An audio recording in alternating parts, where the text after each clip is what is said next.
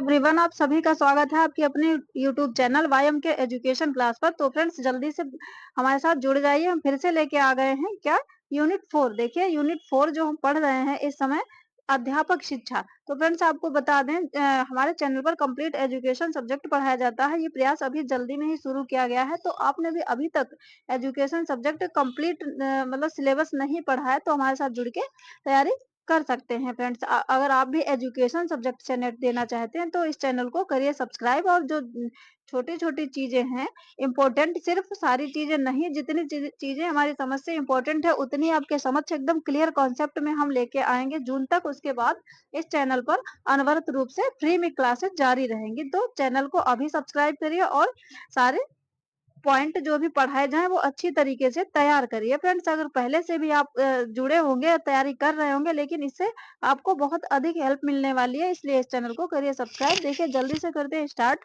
क्या आज हम पढ़ेंगे इस टॉपिक के अंतर्गत सर्व शिक्षा अभियान। ऐसे-ऐसे क्या है? तो जल्दी से मात्र 10 मिनट में सर्व शिक्षा अभियान और माध्यमिक शिक्षा अभियान, ये सारी चीज़ें हम पढ़ लेते हैं। जल्दी देखिए, समय वेस्ट नहीं करते हैं। तो देखिए, सर्व शिक्षा अभियान ऐसे-ऐसे का कार्यान्वयन कब हुआ था? वर्ष 2001 से किया जा रहा है। जो आप देखते हैं प्राथमिक विद्यालय सभी के गाँव में चलते होंगे, जो गाँव क्षेत्र से हैं या शहर से हैं तो सभी जानते हैं क्या? तो ये एसएसए इसका कार्यान्वयन कब? ये 2001 से शुरू किया जा रहा है। और इसका उद्देश्य क्या था? देखिए, बालक बालिकाओं के सामाजिक अंतर को दूर करने के लिए सार्वभौमिक शिक्षा की व्यवस्था करना। तो क्या है कि बालक बालिकाओं में कोई भी डिफरेंस नहीं होना चाहिए, सभी के लिए शिक्षा की व्यवस्था प्राथमिक स्तर पर करना। इसके अतिरिक्त देखिए, शिक्षा व्यवस्था में सुधार करना, अध्यापकों का प्रावधान करना, जहाँ अध्यापक उपस्थित नहीं है अवेलेबल, तो वो भी वहाँ पे अवेलेबल कराए जाएंगे उन विद्यालयों में। तो ये भी इसका उद्देश्य है। और देखिए, सेवाकालीन अध्यापकों की शिक्षा गुणवत्ता में सुधार। तो जो अध्यापक टीचिंग कर रहे हैं, अपनी सेवा दे रहे हैं, उनकी गुणवत्ता में और अधिक सुधार किया जाए ताकि वो बच्चों को और अधिक अच्छी तरीके से शिक्षा दे सकें। तो इसके लिए जो समय-समय पर जो शिक्षकों की ट्रेनिंग हुआ करती है, वही क्या है, ये सेवाकालीन अध्यापकों की गुणवत्ता में सुधार। फ्रेंड्स, और देखिए, निःशुल्क पाठ्य पुस्तक एवं ड्रेस की व्यवस्था करना भी इस अभियान का प्रमुख उद्देश्य है। जो कि आप सभी लोग देखते हैं कि निःशुल्क प्राथमिक विद्यालयों में जो ड्रेस और पुस्तक वितरित की जाती है वो इसी अभियान का अ, परिणाम है। फ्रेंड्स, उसके बाद देखिए, इस अभियान के अंतर्गत राज्यों की भागीदारी से 6 से 14 वर्ष के सभी बच्चों को वर्ष 2010 तक प्रारंभिक शिक्षा उपलब्ध कराने का लक्ष्य रखा गया। देखिए, 2001 में शुरू किया गया क्या, एसएसए।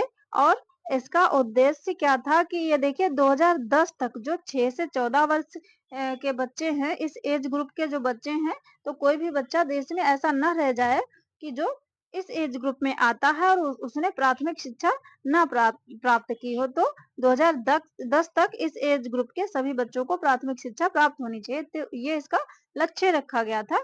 उसके बाद देखिए, सर्व शिक्षा अभियान के विभिन्न प्रतिमानक क्या हैं, शिक्षक क्या है? देखिए क्या कुछ बताया है इसमें।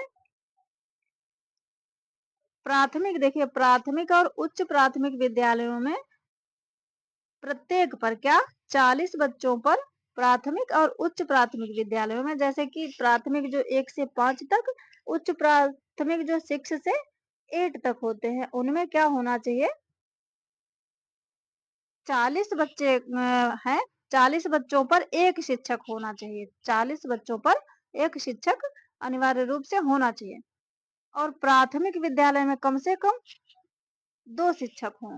देखिए, किसमें, प्राथमिक और उच्च प्राथमिक विद्यालय में 40 बच्चों पर 1 शिक्षक बताया गया। प्राथमिक विद्यालय में कम से कम, पूरे विद्यालय में कम से कम 2 शिक्षक होने चाहिए। उच्च प्राथमिक विद्यालय में प्रत्येक वर्ग के लिए 1 शिक्षक होना चाहिए। तो क्या है, जैसे प्रत्येक वर्ग, जैसे 40 बच्चे हैं, प्रत्येक पर 1 शिक्षक। तो ये इसमें बताया गया था। और उच्च प्राथमिक विद्यालय में देखिए, प्रत्येक वर्ग के लिए 1 शिक्षक देख लिया आपने। और देखिए, प्रत्येक निवास स्थान से 1 किलोमीटर के भीतर स्कूल होना। जैसे मान लीजिए कोई गाँव है, तो उस गाँव में स्कूल हो, गाँव के अंतर्गत नहीं है अंदर, तो क्या उससे 1 किलोमीटर की दूरी पर कहीं स्कूल उपलब्ध होना अनिवार्य किया गया था। ये भी इस अभियान का ही परिणाम है। जो प्राथमिक स्कूल हैं सब कहीं अवेलेबल। प्रत्येक देखिए 2 प्राथमिक विद्यालय पर एक उच्च प्राथमिक विद्यालय की स्थापना। जैसे किसी गाँव में, क्षेत्र में जहाँ पे 2 प्राथमिक विद्यालय हैं, तो वहाँ पे एक उच्च प्राथमिक विद्यालय भी होना चाहिए। उच्च प्राथमिक विद्यालय की स्थापना भी होना चाहिए। ये भी क्या सर्व शिक्षा अभियान में कहा गया था। उसके बाद में देखिए, प्रत्येक प्राथमिक विद्यालय में बरामदा सहित 2 कक्ष, ये कक्ष ऐसे लिखा जाएगा फ्रेंड्स, 1 मिनट, ऐसे मतलब कमरे, रूम्स। प्रत्येक विद्यालय में क्या होना चाहिए, 2 कमरे कम से कम, साथ में 2 शिक्षक का प्रावधान हो। और उच्च प्राथमिक विद्यालय, उसमें क्या होना चाहिए, एक वर्ग जो हेडमास्टर होता है, एक उसके लिए भी अलग से कक्ष का प्रावधान होना चाहिए। तो ये इसमें सर्व शिक्षा अभियान में कहा गया था। उसके बाद में देखिए, शिक्षक प्रशिक्षण। प्रत्येक वर्ष सभी शिक्षकों के लिए 20 दिन का सेवाकालीन पाठ्यक्रम का प्रावधान किया जाना चाहिए। जो शिक्षक पढ़ा रहे हैं, तो उनके लिए क्या करना चाहिए, प्रत्येक हर वर्ष 20 दिन का पाठ्यक्रम का प्रावधान किया जाए, ट्रेनिंग दी जाए। देखिए, पहले से ही अप्रशिक्षित, जो पहले से ही नियुक्त, अप्रशिक्षित, नियुक्त तो है लेकिन वो यहाँ पे अप्रशिक्षित है फ्रेंड्स, यही कह रहे हैं, कंफ्यूजन ये। पहले से ही अप्रशिक्षित शिक्षक के लिए 60 दिन, और नए प्रशिक्षित, नए जो शिक्षक नियुक्त किए जा रहे हैं, वो ट्रेंड शिक्षक, उनके लिए सिर्फ 30 दिन का पाठ्यक्रम होना चाहिए। तो आप समझ गए होंगे, शिक्षक प्रशिक्षण के लिए इसमें ऐसे में क्या कहा गया कि मतलब जो शिक्षक सेवा दे रहे हैं अपनी, उनके लिए 20 दिन का पाठ्यक्रम, और जो अप्रशिक्षित शिक्षक लगाए गए उनके लिए 60 दिन का, और जो प्रशिक्षित ट्रेंड टीचर फिर से नियुक्त किए गए, उनके लिए 30 दिन का क्या पाठ्यक्रम होना चाहिए। उसके बाद में फिर देखिए, तो ये सर्व शिक्षा अभियान आपने पढ़ लिया। आई होप इसके बारे में जो चीजें थी खास, वो आपने पढ़ ली। अब देखिए, इसी प्रकार से क्या है, राष्ट्रीय माध्यमिक शिक्षा अभियान। राष्ट्रीय माध्यमिक शिक्षा अभियान, RMSA, रमसा शॉर्ट में। तो ये है, ये क्या कुछ है, देखिए इसमें माध्यमिक शिक्षा से संबंधित सारी बातें कही गई हैं। जैसे सर्व शिक्षा अभियान में प्राथमिक शिक्षा के लिए, ऐसे ही देखिए इसमें क्या कुछ कहा गया। देखिए, राष्ट्रीय माध्यमिक शिक्षा अभियान भारत सरकार की एक योजना है।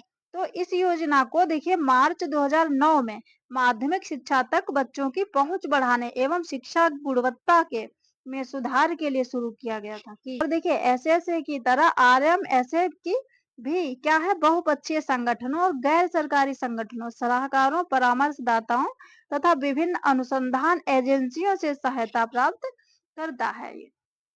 तो देखिए, रमसा का लक्ष्य क्या, देखिए प्रत्येक घर से उचित दूरी पर एक माध्यमिक स्कूल उपलब्ध कराकर 5 वर्ष में सकल नामांकन दर माध्यमिक स्तर पर 90% तथा उच्च माध्यमिक स्तर पर 75% तक बढ़ाने का है इसका लक्ष्य।